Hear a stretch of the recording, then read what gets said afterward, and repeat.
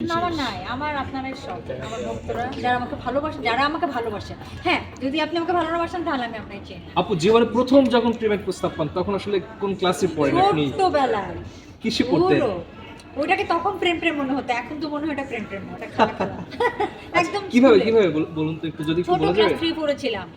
আমাকে love letter দিয়েছিল। যে ছেলেটা দিয়েছিল সেও আমার সাথেই পড়তো, ক্লাস 3 4 পড়তো। মানে দুই শিশু, এক শিশু আরেক শিশুকে প্রেমপত্র দিয়েছিল। জীবনে টোটাল কতগুলো প্রেমের অফার পেয়েছেন? কাছাকাছি বলা যাবে 1000?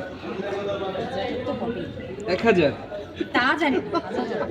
প্রতিদিনই পাই। ভাই আপনি হিসাব করেন তো আমার বয়স হিসেবে কত হয়ে গেছে। তখন আসলে কিভাবে ইগনোর করেন কিভাবে? ইগনোর কি? এখন সবার ভালোবাসার রেসপন্স করা কি সম্ভব নাকি? ইগনোরও করি না, মানে ওটা জাস্ট আসছে, গেছে, আসবে যাবে।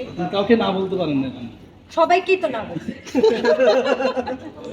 তো ভালোবাসা দিবস কি শুধু ঘরেই কাটবে নাকি বাইরে কোনো না, প্ল্যান? ঘরে না, যেহেতু পহেলা ফাগুন না, এখন তো বোধহয় ডেট চেঞ্জ হয়ে গেছে নাকি? আগে তো থাকতো 13ই ফেব্রুয়ারি পহেলা ফাগুন, 14 ফেব্রুয়ারি হচ্ছে ভ্যালেন্টাইন্স ডে, কিন্তু গত বছর তো একই দিনে হলো।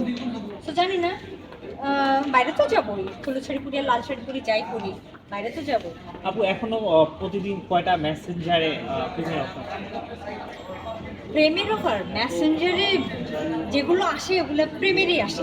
হ্যাঁ, তো অনেক। Okay, thank you so much. Thank you.